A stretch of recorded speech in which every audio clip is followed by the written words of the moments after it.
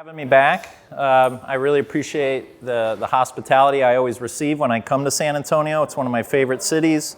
Probably my favorite city in Texas. So, did you say that in Austin? I did. I tell them that. They know that's true. So I'm happy to be back. For those who have not seen me work before, or this is new to them, maybe just joined the club within the last year or so, a little bit about me is I've been doing bonsai for almost about 17 years. I started this in 2008, apprenticing with Erik Wigert down in Florida. I specialize in tropicals, shohin, broadleaf trees, but now I'm pretty comfortable with junipers and pines and a lot of material. So I've worked on thousands of different types of trees at this point, and have a lot that I can share, hopefully, with you guys about bonsai. So today we're working on a Premna microphylla. This is a tree that has a special place in my heart. So when I first got into bonsai, Premna did not exist in the United States. So Premna microphylla was a species that you would see in books. We would always read these tropical bonsai books and we would see these beautiful Premna, but the Premna did not exist in the United States at that time. So it wasn't until we had an artist go to Taiwan and bring back a tree, a Premna, that we were able to take cuttings from, and thus all of the Premna in the United States were kind of born from that point on. So I went from reading about these things in books to now, we have our very own domestically grown, very large Premna. So it's a species that I feel like we kind of earned in a way, and I'm really happy to have it because it's in my opinion, one of the kind of arms of the tropical kind of hierarchy. And so if you think of Japanese bonsai, who in here can name 3 iconic Japanese bonsai? Just about everybody, right? Black pine, Japanese maple, juniper. Right, and so if you go to anywhere in the world that's practicing bonsai in a temperate environment, you're gonna find these species. You're gonna find Japanese black pine, you're gonna find the core crux of bonsai there. And tropical bonsai is the same. If you go to Vietnam, you go to Indonesia, you go to India, you go to Taiwan, they will grow their own things, yes, but there will also be the staples. You will have Premna, you will have water jasmine, you will have ficus, you will have sea hibiscus. And so those are things that all around the world, cosmopolitan distribution, you will start to see that, okay? So Premna is like a cornerstone of tropical bonsai. It's pretty much found worldwide now, and it's a very unique tree. It's collected in its native environment with deadwood all over it. So these in their native environment are true Yamadori. They grow on the seashore, they grow very stunted, very distressed throughout most of their life, and they get incredibly small leaves. So these are trees that when I was first reading books about these, this was kind of like the Karate Kid tree. I was reading about an artist named Robert Stevens who would rappel down these cliffs in Indonesia to collect the Premna, and there's like pictures of him you can see in his book where he's like dangling from the cliff, pulling these trees from the rocks, and he actually goes into detail how they get onto the rocks. Is if they can't rappel down, they go into the water and they wait for a wave to kind of push them onto the rock, and then they start climbing. And so then they have somebody with the other end of the rope. Once they get the tree, the other guy just brings them back, through the water. So it's very intense how they get the collected Premna, and I always thought it was really, really cool. So here we are now, fast forward many, many years later, and we have lots of Premna available to us in the United States. This is a nice one from Wigerts Bonsai that we're going to use tonight for our demonstration. So I'm probably going to look for some features, possibly create some deadwood features, but I'm also going to talk about just some of the very basics of how to build a tree. Like, what am I looking for when I'm going through this tree? And I don't have a dry erase board, but how many people in here remember the rule of 3s from some of our previous discussions? All right, well, that's good. I have my work cut out for me. So, okay.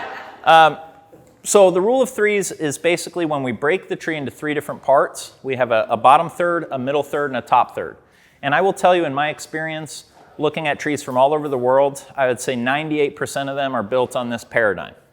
So bottom third, no branches. So for the first third of whatever your desired height is going to be, you cannot have branches in that third, okay? In the middle third, you can have left branch, right branch, and back branches, but you cannot have front branches emerging from the trunk towards the observer. Now, there's an important stipulation there. As I just said, it cannot emerge from the trunk towards the observer. Now, that does not mean that you cannot have branches growing from other branches towards the observer.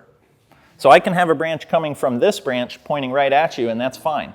I cannot, however, build a whole structural pad out from the front of the tree towards you, or else what is the point of choosing a front? Why choose a front to cover it with a pad? So the middle third, we're just left, right, and back, nothing to the front. And then the top third of the tree is where we want to create the densest area of the tree, where branches now do come towards the observer, they go to the back, and they go to the two sides, and you're filling in like a dense hat, a dense top. And physiologically, that makes a lot of sense because the top of the tree in nature would be the most vigorous, the youngest, and the densest. Okay? So that way of shaping trees, that rule of threes, plays into every bonsai style you're going to come across, maybe except for broom. So when you want to do a cascade, the whole idea of a rule of threes tree, the branches on the sides, you're flipping that theory down over the pot. So now the back branches are non-existent, the back branches became front branches, and then you have the two sides with the densest at the bottom. Okay? Even bunjin, you're still waiting until you get to the top thirds and then making a rule of three tree. In forests, if we make forest plantings and I have 12 or 13 trees in the pot, I'm making 13 rule of three trees.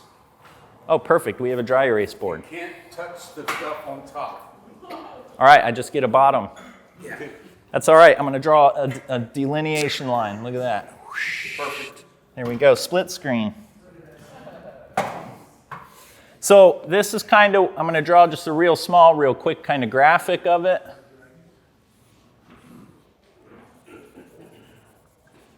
Okay.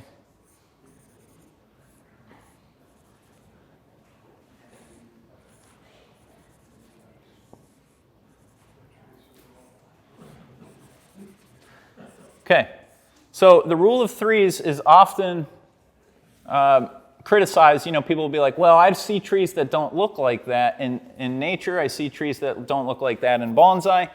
But I'm not pointing out, I'm not trying to convey this pine tree style. I'm not trying to convey that every pad needs to be this tiny little triangle. What I'm trying to convey is branch positioning.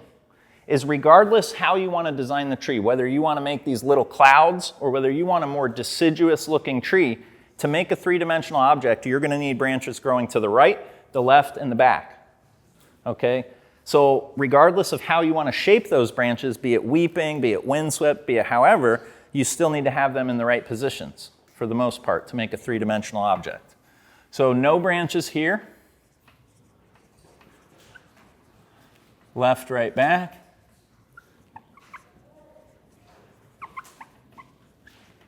No front, and then 360.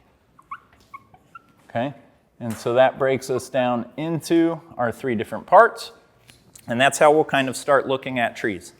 Now, that doesn't mean there's not exceptions to the rules. Have I ever made a tree with a low branch? Yeah, but it's good to know when you're kind of getting away from the norm, and it's good to know like that you could run into visual issues with that. Why don't we have a branch below the first third? Can anybody guess why? It's not some crime, it's not that you can't have it, but what is a logical reason why you would not want one there? Because the top branches block the sun? That's a good answer. That's a great answer.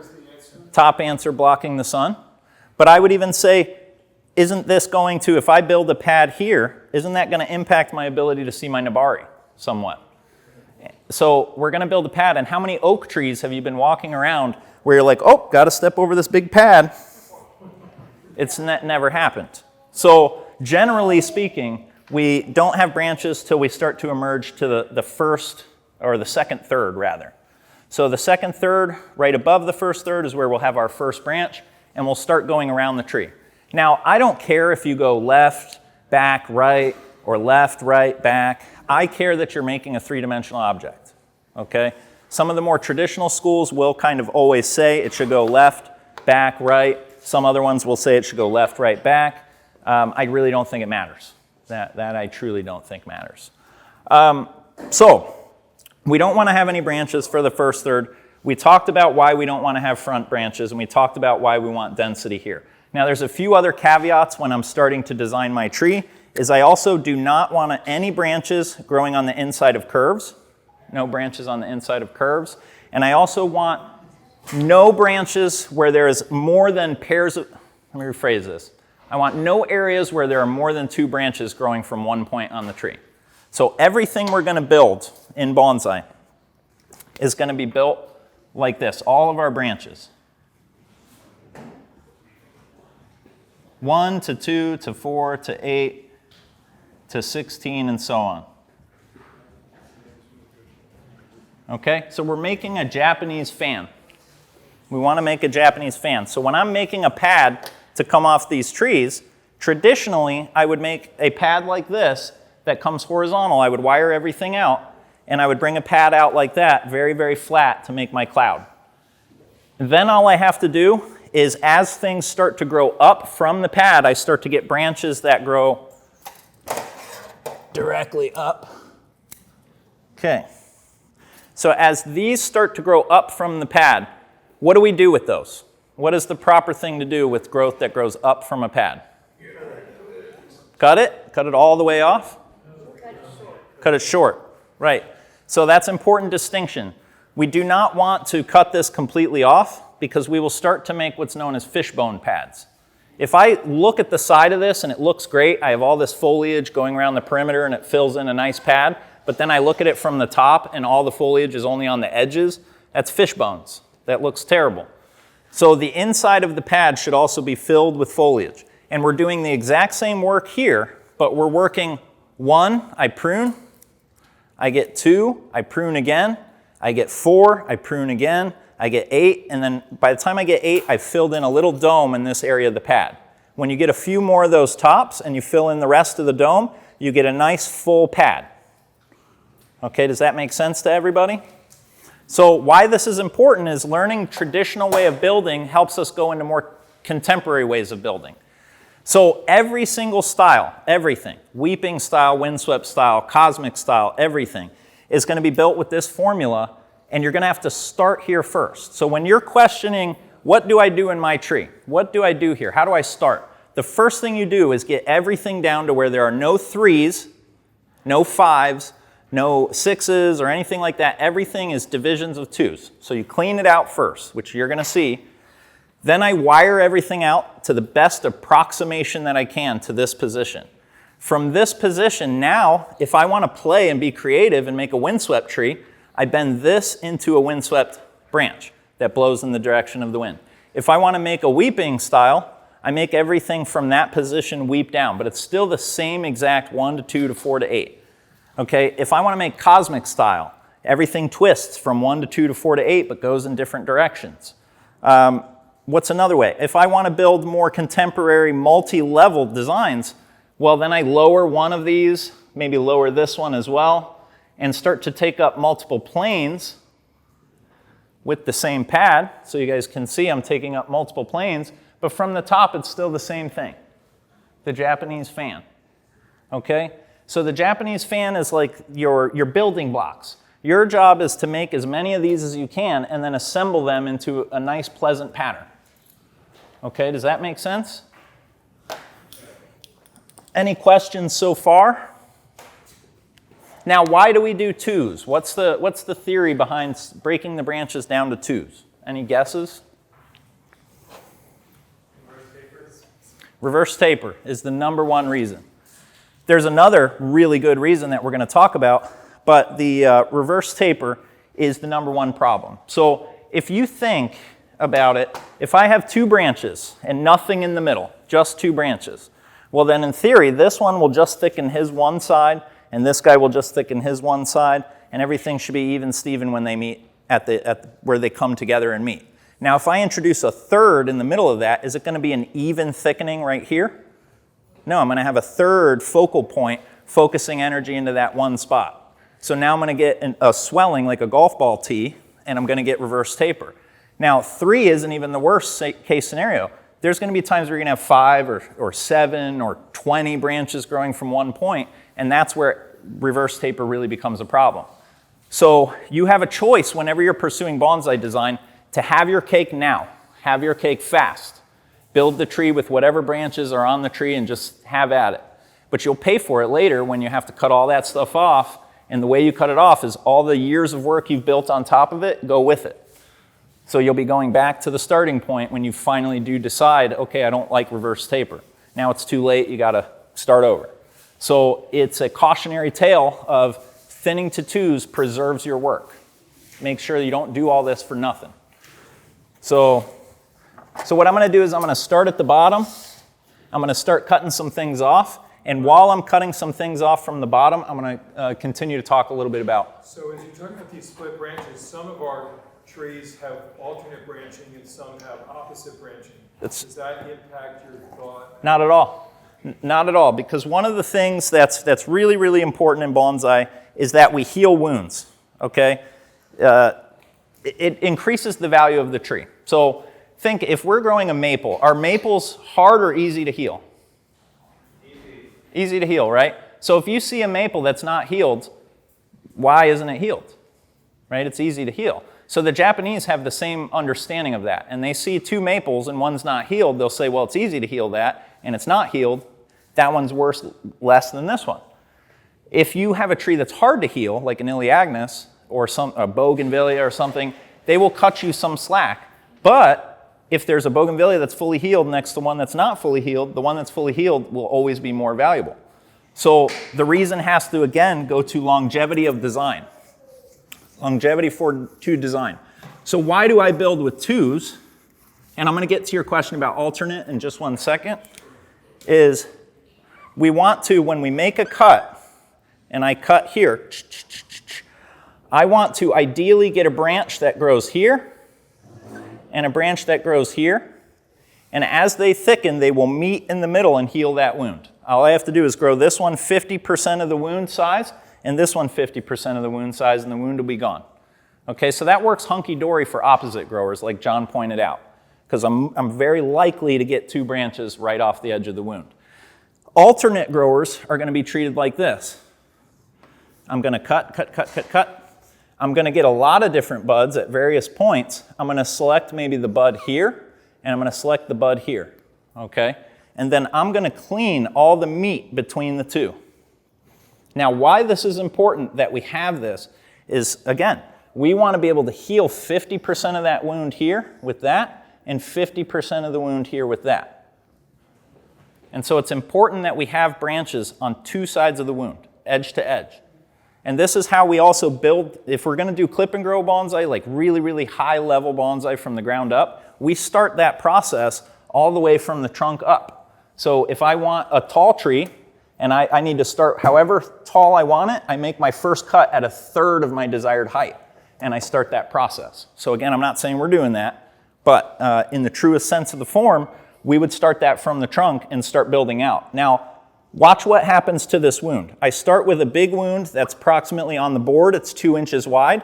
Now I make a cut here, and now how big are these wounds? They're half the size. So now, if I grow out again to 4s, and I make a wound and a wound and a wound and a wound, those wounds are now 1/4 the size. And so if you continue this out, you'll work the wound out into nothing, and you make a woundless tree. The problem with not having two branches is this. If I only have one branch, and I'm trying to heal a wound, I have to now grow the same size meat I just took off to heal the wound. So the same size branch I removed, I have to grow back to heal the wound, and then guess what you have to do then? Recut the branch. So you just made the same size wound. So until you get two branches and you start breaking the wound down into smaller wounds, you make no real progress in ramification. Does that make sense? That track for everybody? So that's how trees are built to a high level in Japan. That's how trees are built to a high level in Taiwan. That's how they're built to a high level in Vietnam. It's pretty much the standard.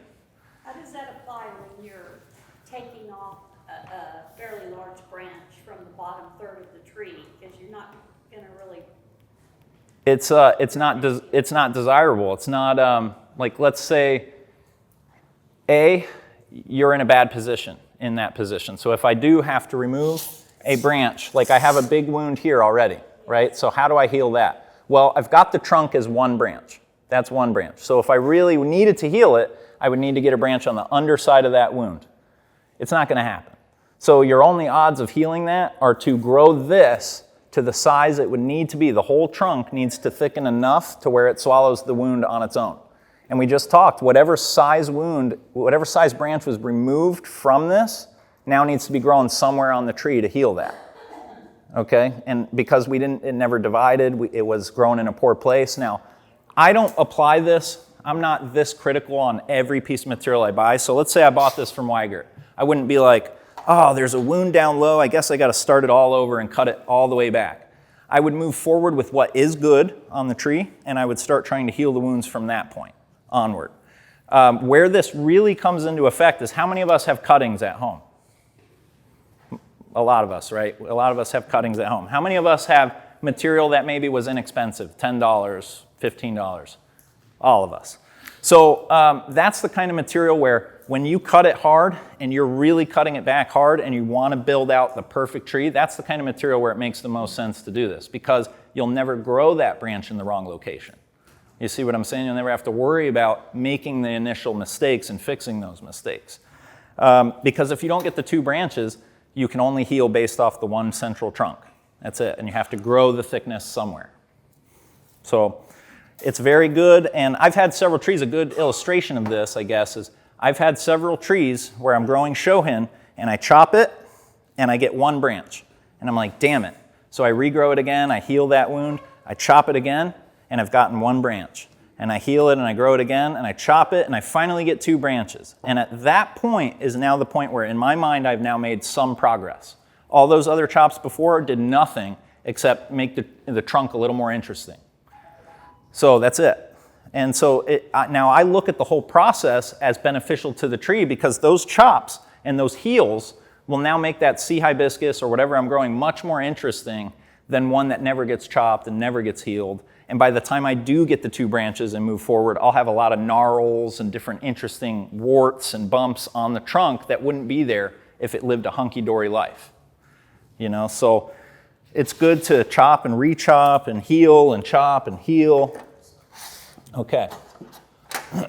So I'm going to get rid of these low branches first, down to the third.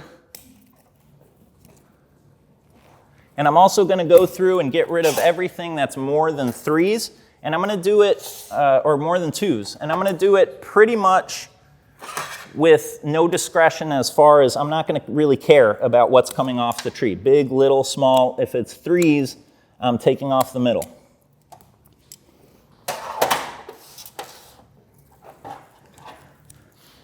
Okay. So we've got, now we're starting to approach, if I want my tree to be roughly this height, then my first third is right around in here. So this is potentially a useful branch, so I'm not going to cut it off yet, but I will get rid of all the stuff that's kind of clustering up near the base. I don't need three branches growing from one point. Take that off. There we go.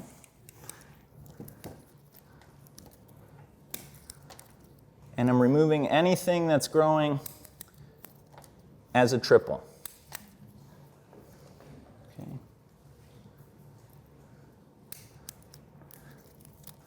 Might be too low. That's too low. Can you show us which one was a triple? Yeah, so if you look here, this one right here, where my finger is touching, was the central point of the branch that was emanating out. And so now I've cut it back to a branch growing here and a branch growing here. Okay? Now, Premna is a really easy one to make sense of. Make two, yep. And Premna is a really easy one to make sense of because it's an opposite grower. Now, I don't think about what I'm losing as far as foliage. That's a critical error in bonsai. Is some people are seeing me cut the tree and maybe are thinking like, oh, that was a good back branch, that filled out the back. But it doesn't matter if it fills out the back if it grew from the wrong position.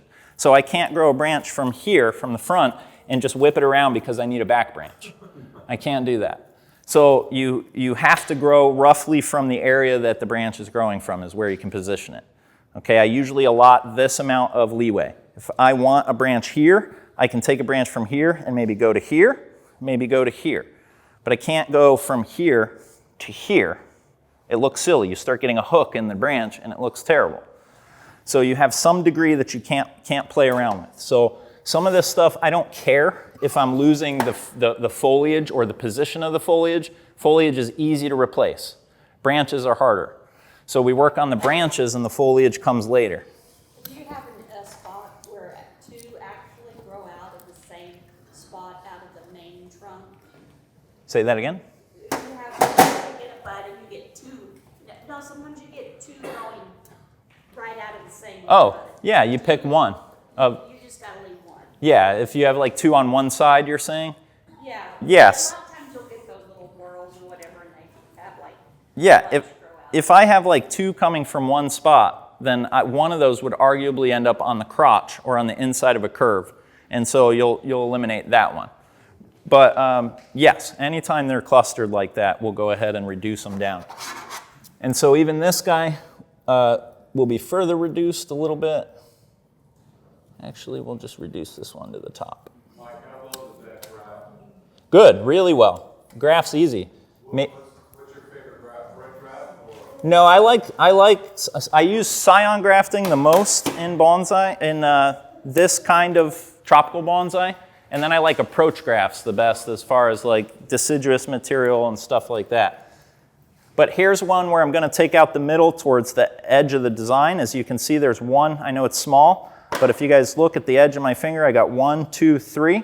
The one in the middle is going to be removed and cut away. All right? So now that's prepared. That's a good branch growing out to there. Okay. Here we go, big cut time. Get rid of that. We'll get rid of maybe that. Purple is a really nice color for that species. Purple is for this species? Yeah, look at it. The top. Oh yeah, I know. Yeah, that's actually not bad. Yeah. Purple Pot Society. Okay. All right.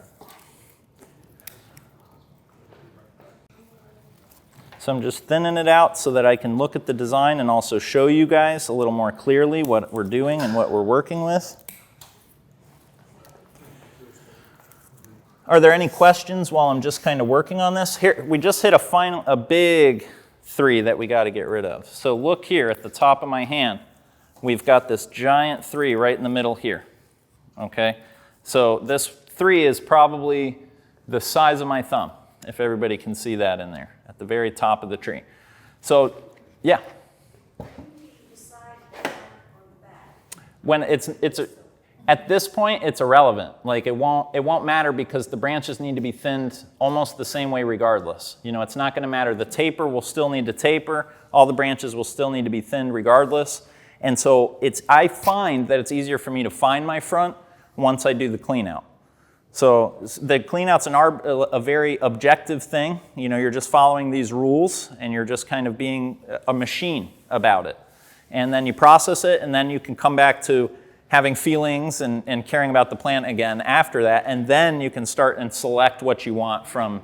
I almost act like I don't have a say in what's going to come off the tree, you know. So let's get this big guy out of here. There we go.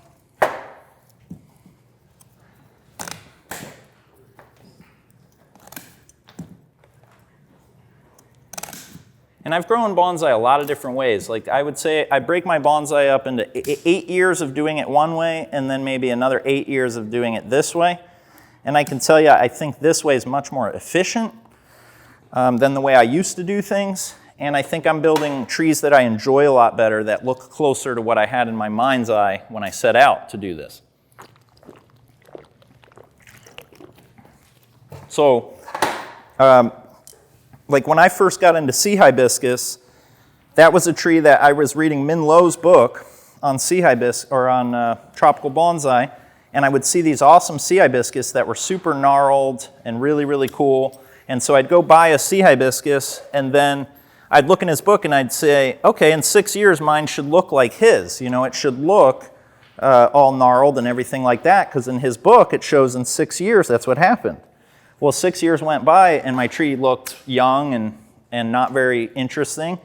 And so I said, I wonder what the difference is. And that's when I started really talking to guys in Taiwan about how they use clip and grow. And clip and grow doesn't mean you don't use wire.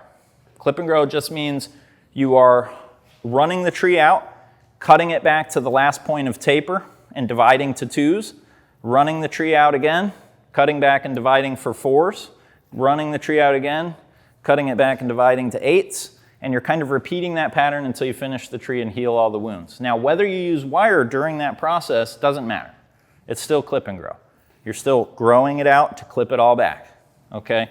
So the wire, what you will find though, is that the wire largely becomes a little redundant, because you'll end up wiring things that when you really look at it, you're just gonna cut it all back anyway. So what you'll learn is my wiring has become very short when I'm doing real clip and grow bonsai. I don't wire out things all the way to here at home because I know I need to cut it back here. You know, so I'm wiring maybe a small stub just to hold position. And that's if I'm doing clip and grow trees. Now, if I'm working on junipers or something where they're wire intensive, then obviously I'm not going to do that. I'm going to wire out the whole pad. I'm going to use all the branches. But on a broadleaf tree, I'm really focusing more on pruning theory than wiring 90% of the time.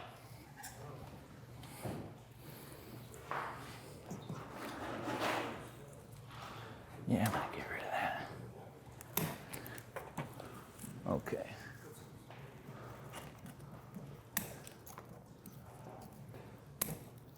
So now I just blindly basically cut stuff away. Now you wouldn't do this on a conifer because you don't have the luxury of saying, there's a few reasons why we would treat it different, but you don't have the luxury of saying, oh, I'm going to get another branch near that location. I can just cut it back and dictate where the branches are going to come from. A lot of times you have to be a little more creative when dealing with junipers and conifers. They're also slower growing though, and so reverse taper doesn't become an issue nearly as fast on a conifer in a refined state as it does on a broadleaf like this. Okay. The tree is taking shape. I can start to see it. So just like you guys, I don't always know, like I have a general idea of what I'm going for, but until I clean it out, I don't really know the parts I have to make the tree. And so it's exciting for me to start to see it come out and start to see what I can do with this thing. Okay.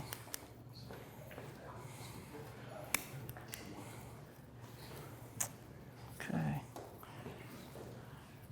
All right, I think that's a pretty good start. All right, so I think the front of the tree right now is going to be here.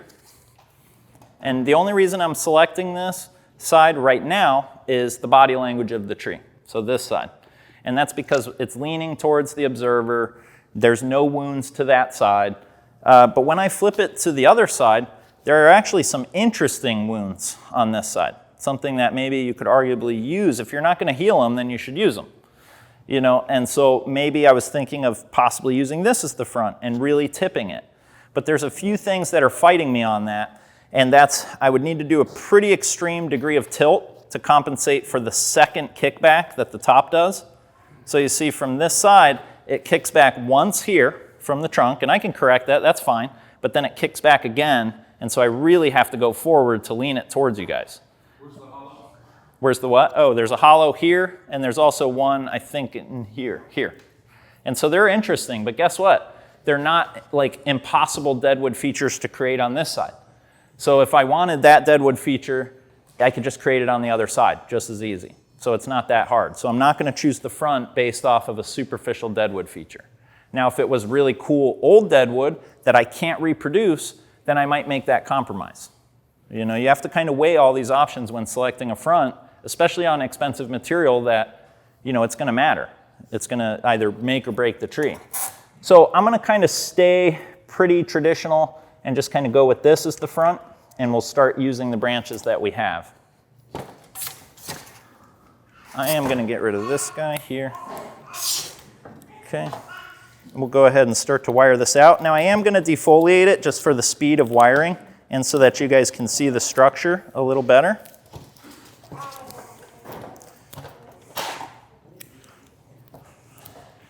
Now, why do we defoliate? I'm not a big fan of defoliating to get smaller branches or anything like that.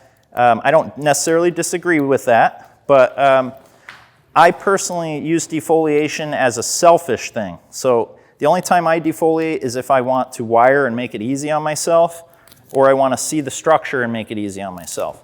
So I don't really fully defoliate any other time, because it does stress the plant a little bit, and you can only really do it to strong trees. What's your opinion on cut paste? Do you use it? I do use it. I believe very thoroughly in cut paste. I like the stuff Jonas sells. I don't know the name of it. It's the dark green. Yeah, that's my favorite, because tropicals, believe it or not, are not the greatest healers. They're not as good as a Trident maple. And so what you'll hear is, like, Jonas, I guess, has cautioned people against using that stuff on Tridents for, like, I guess, overhealing or something.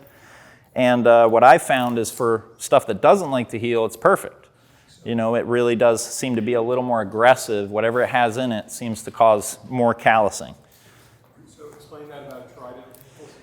So, and this is all hearsay. I haven't, like, specifically talked with Jonas, but from when I was discussing it with another nursery owner, he had said that in conversation, Jonas spoke of this dark green cut paste as being not used on Trident maples because it overheals them. Like, it causes, like, grotesque growth on the wound site. So it's not giving you, like, nice even healing. So what would you use? Well, what I would say is, like, his point was that that is a really good healing tree. And so on trees like a bougainvillea or an iliagnus or something like that, it actually works really, really well, because those are notoriously hard trees to heal. And I've gotten iliagnus to do really great healing with that cut paste and with the two-branch theory. So iliagnus are not impossible to heal if you're kind of playing the game, moving your chess pieces the right way. So you can use that cut paste on those. Yeah. You said the bougainvillea, the iliagnus, And anything else that's difficult to heal.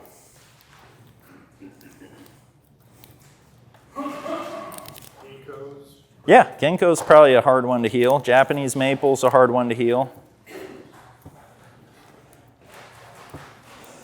So things like that, I think, really benefit well. But I do believe in cut paste. Now, the real theory behind cut paste is keeping moisture at the wound site. So in lieu of having a hormone that helps close wounds and whatnot, people all over the world use duct tape, aluminum foil, plumber's putty, all sorts of things to seal wounds. And the idea is that if I do nothing to the wound and I just leave the wound open, well, now that wound that might have been, let's say it's 50-cent piece size.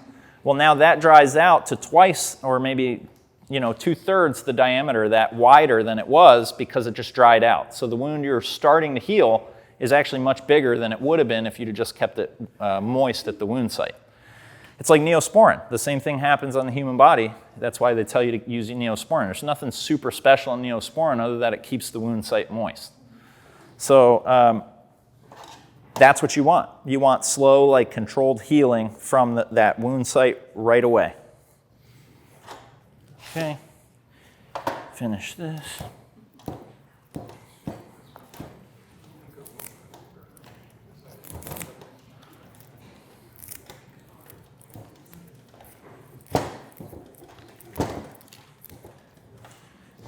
That's the other reason why I like to thin it first, because if I am going to defoliate or whatnot, at least I know I've removed, like, most of what I'm not going to use, and I'm not defoliating things I'm just going to cut off.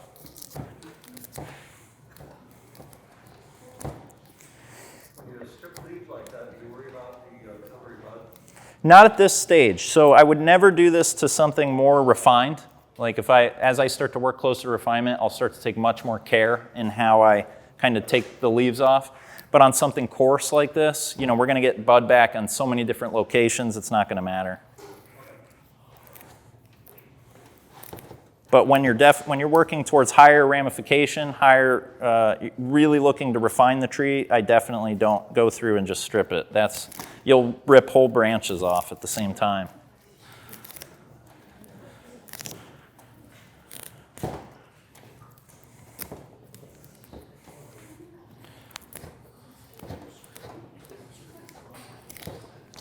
Okay. So this is a nice tree, a very nice Premna. I'm really impressed with this. We can thank Jay for that. Thanks, Jay. Did you have a good time at the nursery? Oh, yeah. Nice, man.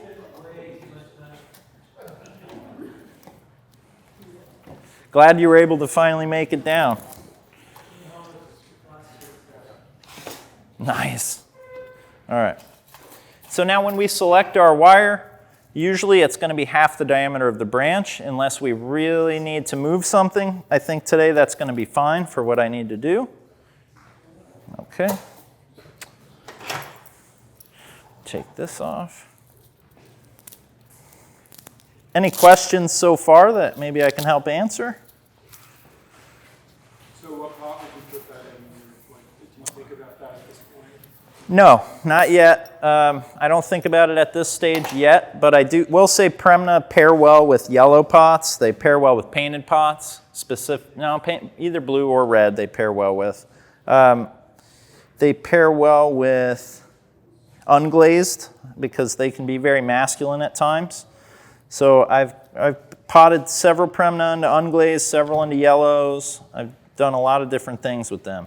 I think like a standard green or an oribe is too green. It's like green on green, and it gets a little boring. But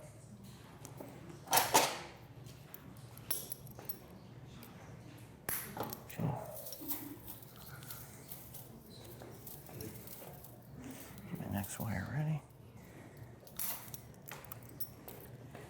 What size wire is that, did you say? It's 2.0. Yeah, 2.0 is probably the most common that you're going to use, at least for aluminum in bonsai. I'm not sure what the most common copper is, but...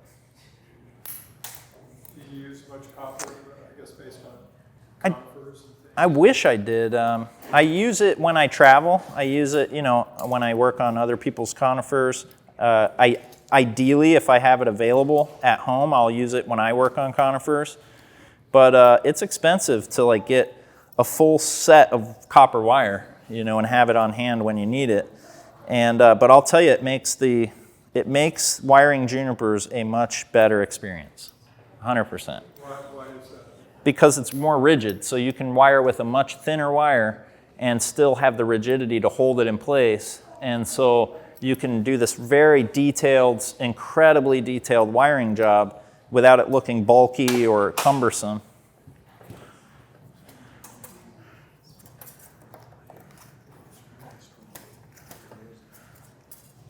Let's see.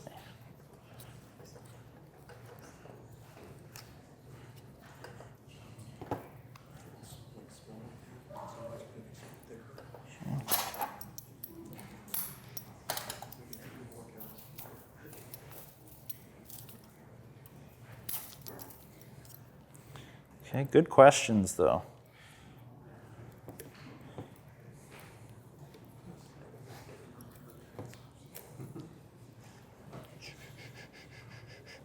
Okay, go here Trick, first. Mike, is to remember the answers. Right, exactly. On cue. Now, Premna are trees, like I said, I have a really deep-seated love for Premna. We have a special relationship, and I really enjoy growing them to a high level. I think there's very few trees that'll get a smaller leaf than a Premna once they're really refined. And I just think they're a really rewarding and easy tree to grow. They heal pretty well. Mike, what would your fertilization schedule be for a tree like this? So when I'm building a tree, when I'm in development like this, I don't do anything special. I use a synthetic high nitrogen fertilizer, and I'll feed time release quarterly. So I'll basically put it on or in the soil every 3 months or so, and I'll use anything from Nutricoat, Osmocoat, Shake and Feed. What else? We use Harrell's, but you just need something high nitrogen applied quarterly with a time release. And then once you get into refinement, that's where things get a little more complicated, and you're really going to want to use more organics. Do you use BioGold at all? I wish I used BioGold. It's a good fertilizer, but like I said, I need something that works very well, I can conveniently get, that's inexpensive. So I use the Garden Tone or Plant Tone or one of those. I can just go to Lowe's and get that. But I do like a lot of the other more expensive fertilizers, BioGold. I like the little Sumo cakes. I like all that stuff. And what I've started doing with my organics is I used to use tea bags on my plants, but after listening to my students for many years complain how ugly the tea bags are, I finally switched to these little metal containers, these metal springs that are much classier and look a lot nicer. So now my students will be happy.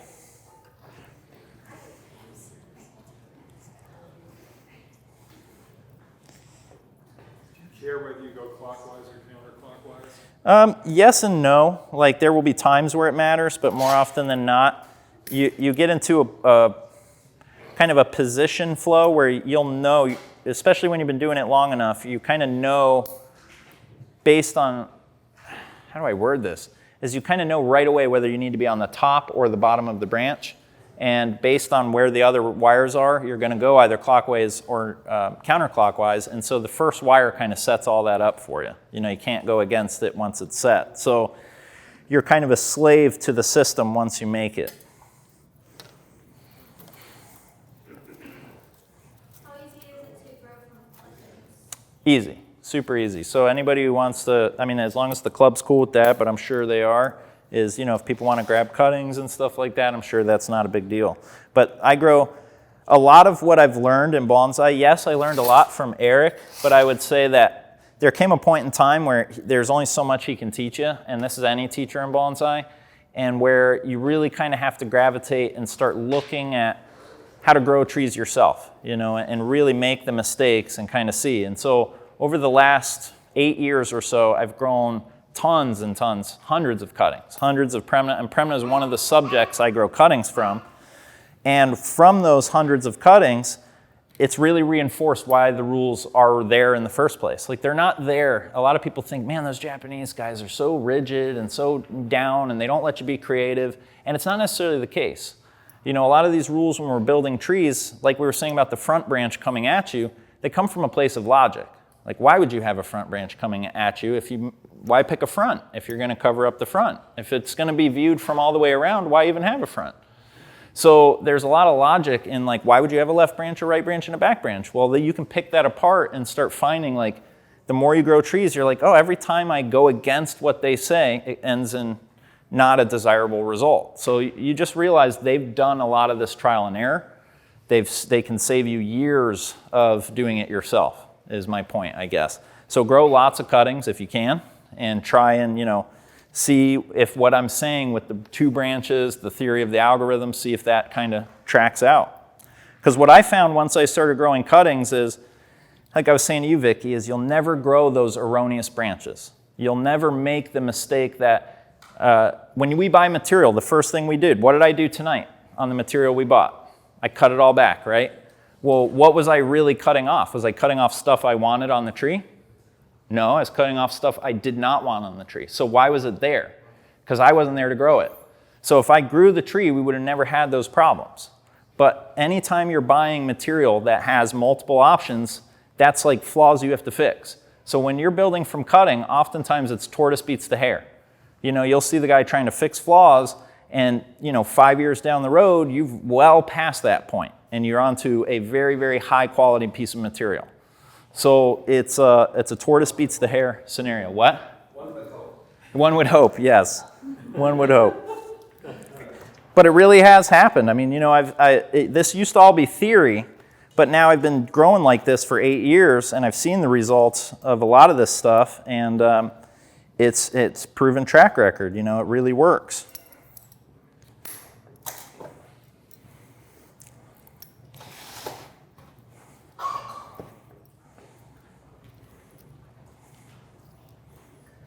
Yeah, I've used, I have a really cool Premna that a lot of people have probably seen online. It's in a red painted pot, and I usually use that a lot in my PowerPoints to teach from because it was built almost entirely from clip and grow. But I used like 2 wires the entire time to build that tree. And I still made like really precise pads. It's still a very precise tree, and so it's kind of a good study on seeing that like the wire isn't always necessary. Now, I do like to wire. I do think that there are times when it saves you a lot of time. And for a demonstration, obviously it does show the shape a lot better than if I just cut everything off. But I think you should really get good at both, wiring and clip and grow.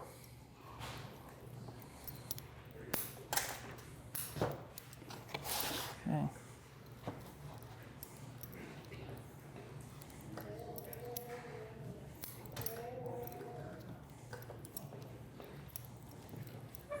And this will work on, like I said, just about any species. Like I even used this theory of bifurcation on pines. I just don't thin them down like, we talk about thinning everything down to 2s. When I'm dealing with azaleas or pines or something slow growing that makes a lot of whorls, I won't thin it down to 2s all at once. So I might like thin that whorl from 5 to 3. And then I might come back another 2 years later and thin that 3 down to 2 finally. I might do that in several stages to thin it finally down to 2. But things like pines, the reason why we can get away with that is that generally speaking, pines, once they're in refinement, are a lot slower growing. And so if I have a whorl of 5 or 6 branches, it's not going to cause a problem in 1 year or 2 years. It's going to take like 5 years to cause a problem. So I have 5 years to kind of figure that out. Thank you, man. Does that make sense? It's true on everything. The older the tree is, the slower it's going to grow. The longer it's been in bonsai culture, the slower it's going to grow. And so we can use that both to our advantage and our disadvantage. If we want something growing super slow, well then that's going to be great if you're happy with your product.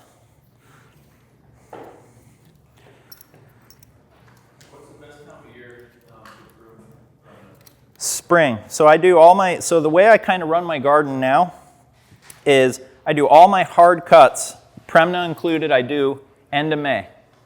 End of May. So I will start doing all my big cuts end of May, and I'll start repotting my Premna right at that time as well. Now I'm in Florida where I'm probably I don't know how the temperature difference is between May here and May there, but we're really, really hot in May at that point in time. And so that's when I do my hardest cutbacks. So when I'm cutting back to 2s and I'm cutting back for taper, I'm coming out of winter, and the first thing I do is I head everything into like way behind where there's green. So there might be like a long gap in the branching that I've developed over the winter, and now I'm going to cut behind that gap and make everything tighter. And it's going to be the hardest cutback it gets all year.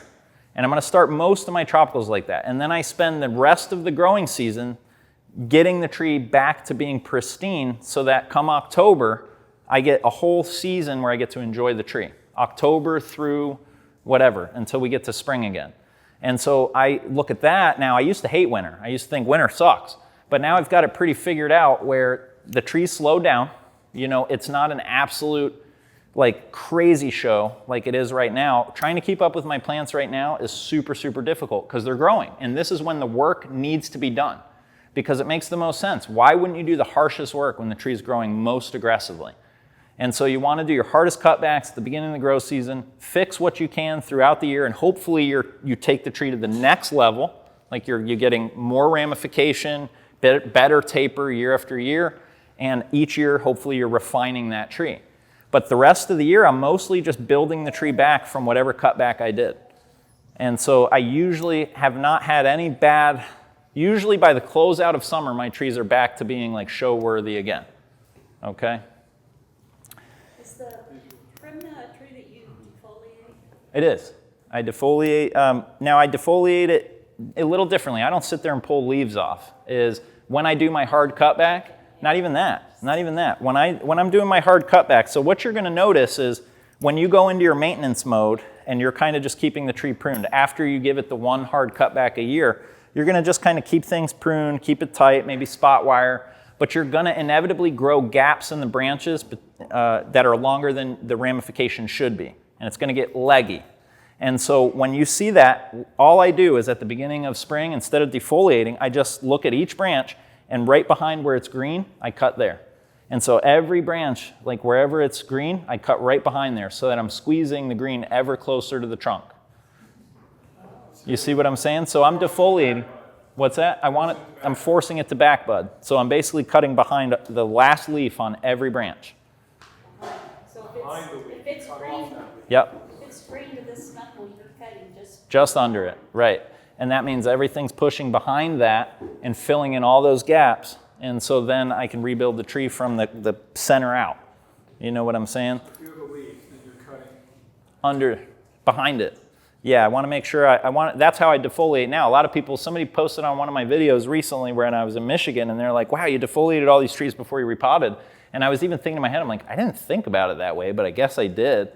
I just thought of it as cutting them all back from them. Yeah. But they were defoliated, but I didn't sit there and like purposefully take off each leaf. You know, it was just a means to an end. So I don't sit there and, like I was saying earlier, I don't do a lot of defoliating for small leaves or anything like that. I've found other techniques that work pretty well for that. Like there's an old Sioux tin trick where you just take out the biggest leaf every couple weeks. You'll take out the biggest like consistent leaf size every couple weeks. And you'll go in and you'll just trim out all the like quarter size leaves. And then 2 weeks later, you'll trim out all the nickel size leaves. And then 2 weeks later, you'll trim out all the dime-sized leaves. And the leaves will continually get systematically smaller. So like each leaf set will be smaller until you get these very, very microscopic leaves. And are you actually trimming them completely out? Or? Yeah, trimming them completely out. It doesn't matter. You can leaf cut, and it does the same thing. start with the larger leaves and Keep going smaller. Yep. Every 2 weeks, you're going to, because the leaf size, then now the biggest leaf size will be different every 2 weeks. It'll be a little smaller. I think this is the same wire, but. It should stay with the rock. What's that? Oh, yeah, yeah. Okay. How do I want to do this? I want to go here.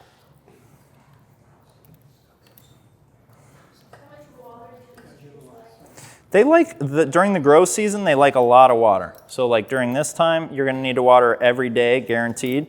And they'll show you, though, when they need water because they'll get dull. So you'll kind of notice they're usually a shiny leaf, very shiny, like it looks kind of almost swollen and succulent kind of leaf. And then when they get dry, they'll look very flat and very, they don't necessarily wilt right away, but you'll just notice that glossiness is gone. And that means they're very dry. What's that? Yeah, yeah. So it kind of looks very similar to that, like the way a jade looks very flat and very dull. This one looks like it's ready to repot. Yeah. Pretty root bound. I would, if it was my tree, I would repot it right away.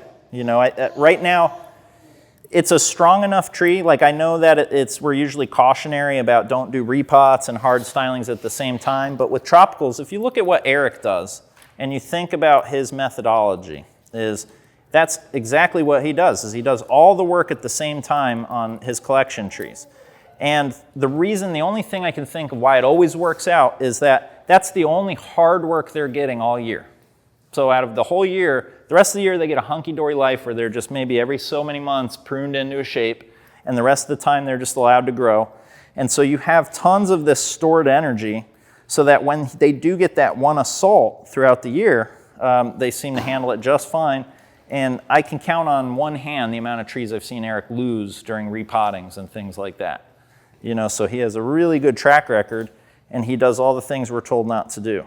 So sometimes it's frustrating. Sometimes I want to like wring his neck.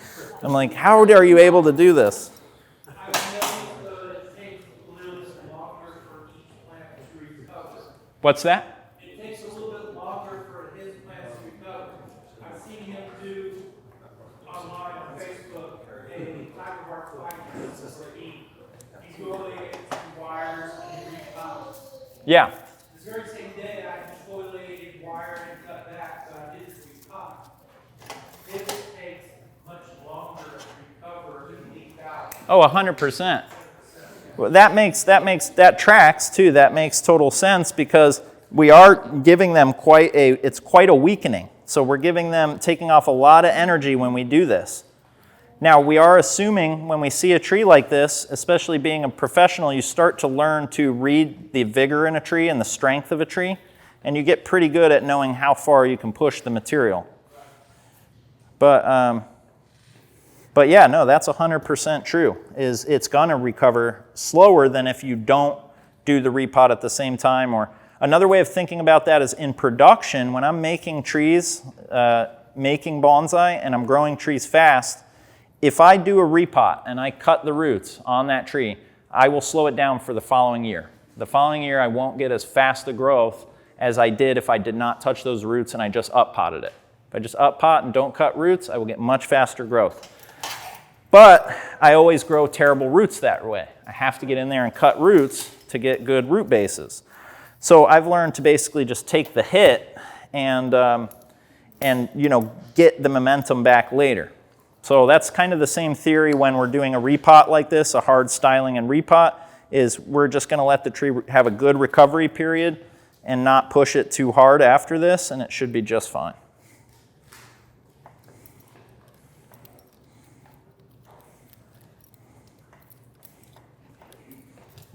Good questions, though. Is there like a temperature these trees prefer? Yeah, they don't like any cold, so they really don't tolerate. These are equatorial trees growing near the equator or on the equator, and so they're not familiar with seasons. They don't know what a 50-degree day is or a 40-degree day. So I do have struggles in winter with Premna, but it's also gotten to the point where even on the worst winters, that I've had, I'll start to see that I'm losing twigging on the tree. And I used to freak out about that. I used to be like, oh no, all this work I just put in to make ramification. And then you realize that each year you're going to grow 5 times the amount that you lost. So 5 times the amount. And so the turnaround, I don't worry about a few twigs that I lose here and there anymore. I know that following year I'm going to rebuild the tree tenfold. So So do you put them in a greenhouse in the wintertime, or? no, just when we get cold, I bring everything inside to Lisa's displeasure. No, she's pretty cool. She doesn't mind. I shouldn't even joke like that because she doesn't care. I probably have like 75 bonsai and like 200 plants I care enough about to bring in. So, yeah.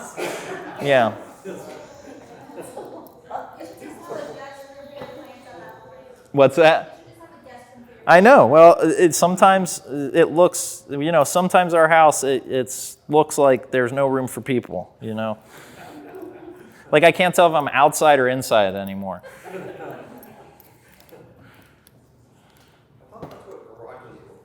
Yeah. It's true. You're right. But I love that time. I love being surrounded by my trees. So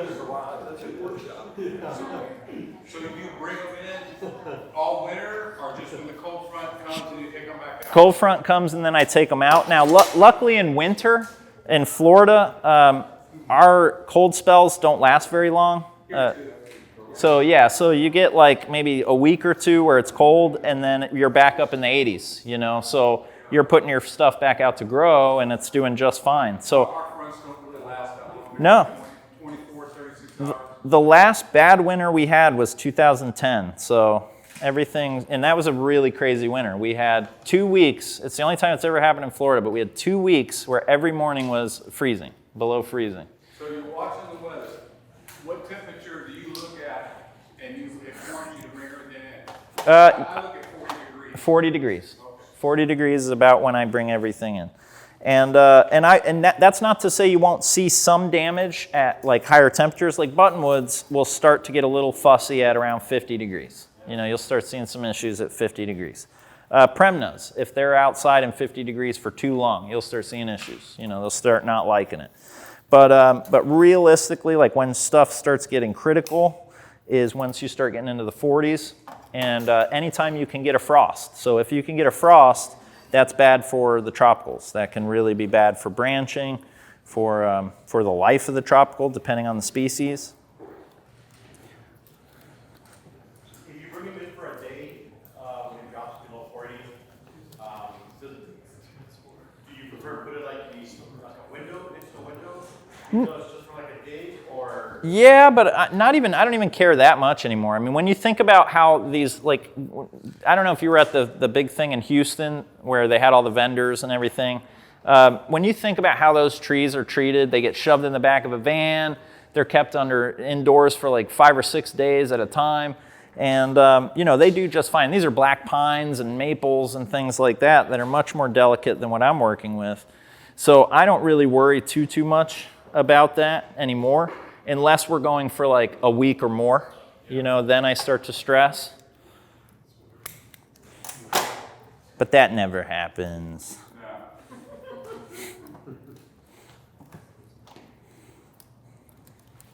We're making progress. But winters haven't been, you know, they haven't been like they used to. They've just been very mild the last 5 or 6 of them, and I'm cool with that. People, this tree thing working on can be yours. Price will rattle it. It only takes one round to take it on the lid. Okay.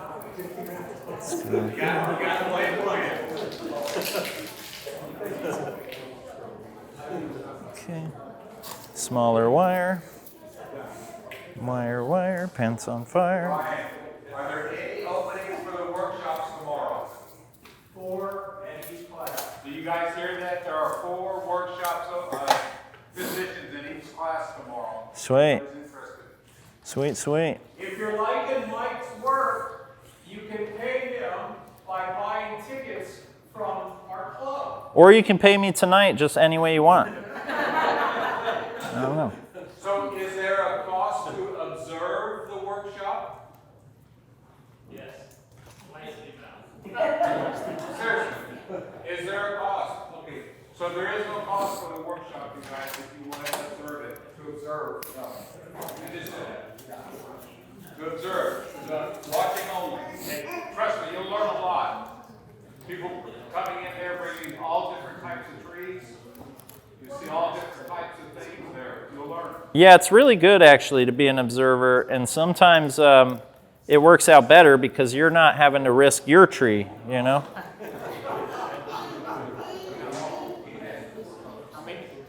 What'd you say, Mike? I said sometimes it works out better if you're just an observer because then it's not your tree that's on the chopping block, you know? Now the number drops to the class. Right, yeah. Well, I was never good at sales.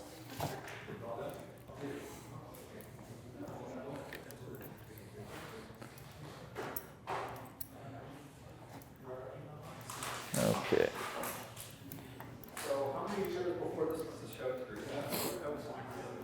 Well, realistically, without, like, I'm not even going to lie to you guys, it probably takes about 4 years. You know, so 4 years of, I've done a few of these now, and like there's a lot of material I can push in like 2 years to get like where they're in refinement and doing well. The fastest I've moved, even a shohin, is 4 years, you know, and that was from like cutting to like finished refinement. And it's not a big shohin, it's tiny. And so in my mind, that is longer than I thought it would have taken. I would have thought that I'd have been where I'm at now in about 2 years. And so it took a little longer. So this is probably going to take 4 to 5 years just based on it being taller and stuff like that. And I guess that would be the same, like anytime I've worked with trees that are extremely small, leaved, and very dense and stuff like that, to build them the right way, it does seem to take a long time. Like Nias, I've worked with Nias, tropical boxwood, the Harlandi. They seem to take a long time to really build out the right branch structure. Similar time periods, 4 or 5 years, something like that. But they make out, like in my mind, the Nia that I'm discussing is almost like a tropical hinoki as far as the place it holds in bonsais, kind of in our bonsai. So a hinoki forms that like perfect dense, like dome, and it's like iconically dense. That's kind of how Premna are, or Nias are, is they're kind of so dense and such thick pads that you really do feel that's kind of our version of a hinoki. Okay, I got a few more and I'm done. And then we can start shaping this guy. That's the fun part. You got 20 minutes. That's good. That's about right when I need. I timed it right. Okay. All right. So now let's take this guy. Now when I'm making movement, again, a lot of my movement, I used to like try and put this very artistic movement into the branch. Now my movement is based on trying to make that claw. When you look at this movement, a lot of this movement that you see here happens very naturally based on the divisions that are occurring. So when it comes up to here, it's going to jog that way, and then when it comes to this divide, it jogs this way.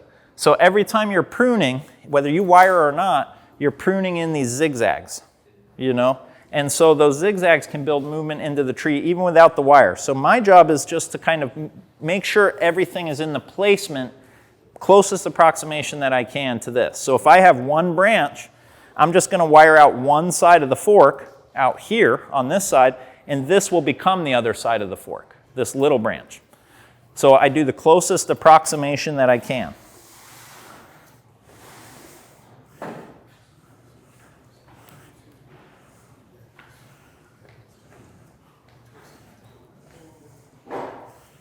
Okay.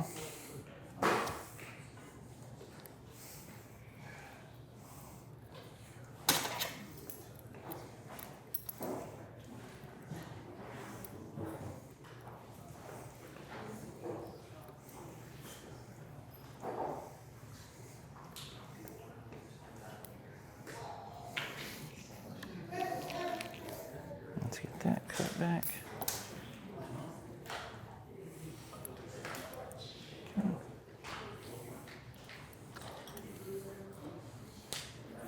Hey guys, Mike's actually making a 3-city tour. He was in Austin yesterday. He's here today and tomorrow. Saturday we're going to bring him down to Corpus all day. We're going to do a workshop and lecture demo down there. If anybody's interested, you're welcome to come down there. Contact me and I'll show you how to get down there. That's going to be fun. Are we doing a demo down there too? All kinds of fun stuff. All right, cool.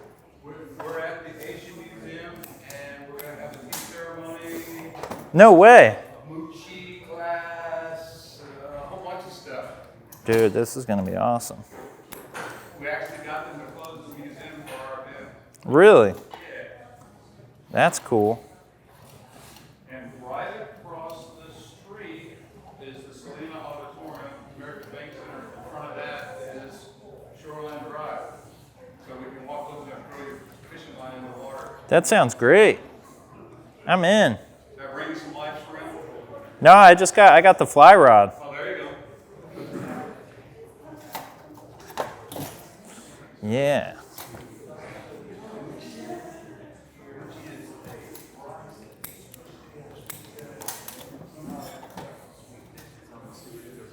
Okay.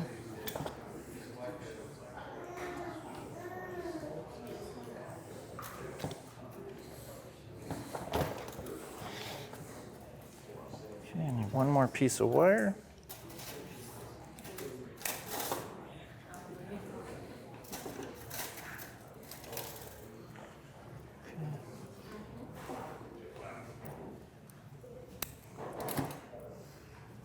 right, I'm just wrapping up a few more pieces of wire, and then I'm just finishing up positioning the top, and then we should have some closing comments.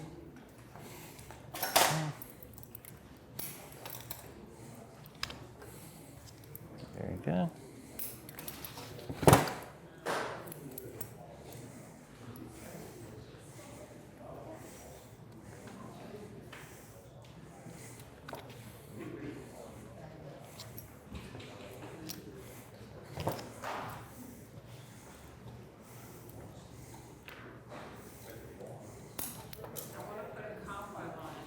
A what?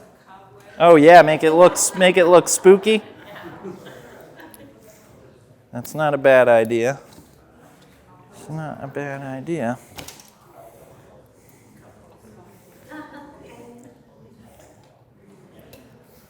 One more.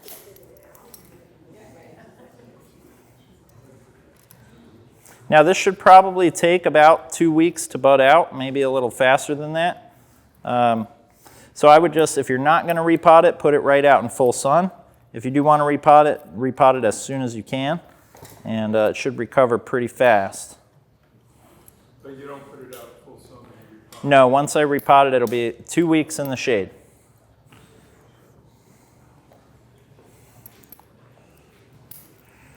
Gradual transition. Gradual transition, that's right. Hopefully you're home that day and you can check on it. That's how I always try. I have to go to work and I'm like, is today the right day to put the tree out? I don't know. I don't know. Like water, you get prediction of rain? I still water, yeah. Thank you. I still water. It's like, I look like a psychopath out there watering my trees while it's raining. People are like, what is this guy doing?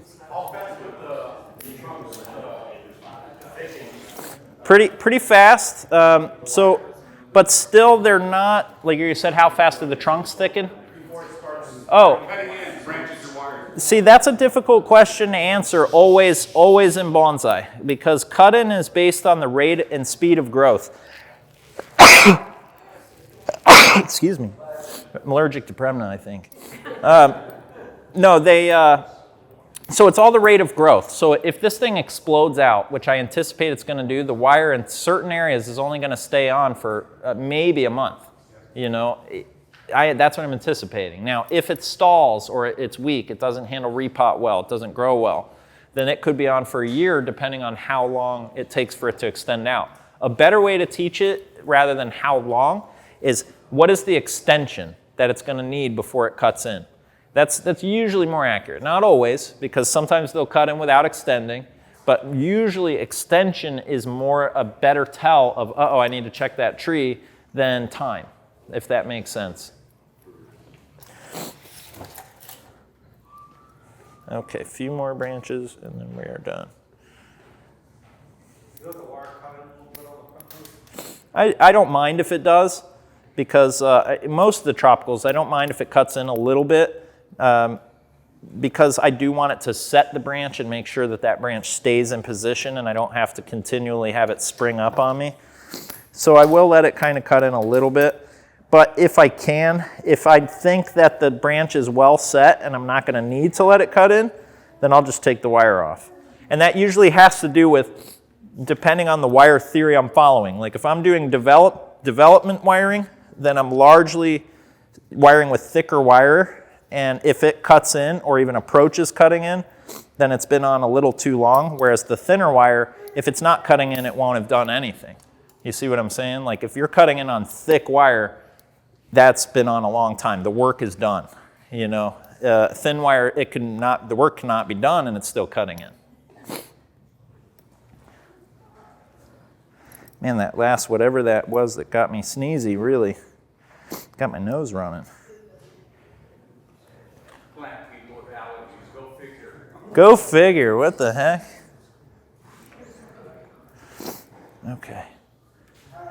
Okay. So here's kind of what we're going to end with tonight, is just like a little padded out tree working towards the top. Again, pads here, left branch. We don't have a true back branch yet, But one of these pads, as they're dividing, they divide to the back and will start to fill out. And should we get anything true to the back, we'll grow that out as well. Your job, easiest job to do this and start to maintain it, whoever wins this tree, if you're kind of unsure on how to maintain the tree, a good effective method we do in the nursery is we prune to a triangle to the front, okay? We turn it to the side and we prune to a dome or a triangle to the side. And then we usually turn it to the top, and it should, in theory, be a triangle here as well. Now this one might not be as clear. No, it is. Okay, so that looks like a triangle to the top as well. So you're cutting 3 triangles normally, 3 domes. Dome to the front, dome to the side, dome to the top, okay? And after so many months of doing that, you'll maybe do that for 2 to 3 months, and you're building density within the tree. Okay, you want to build a lot of density within the tree so that next time we meet or you meet with another professional, there's a lot more to add into the design. So we talked a lot about how this is the architecture, right? Well, does this match everything on the tree? No, so it's not done, meaning the tree still needs more parts. This one down here needs this to grow out off to this side, okay? So if I get a bud there, I know I need to grow that out. Okay, so that's a big part of advancing your own material if you're not going to wait for a professional to work with you, is you have to anticipate where your next work is going to be. Everywhere on the outside of curves is where you're going to be building your next forks and needing to add in areas for the design. Okay, any questions on that? You guys doing okay? I didn't bore you guys to death? No. All right, good. Thank you guys. Thank you, guys.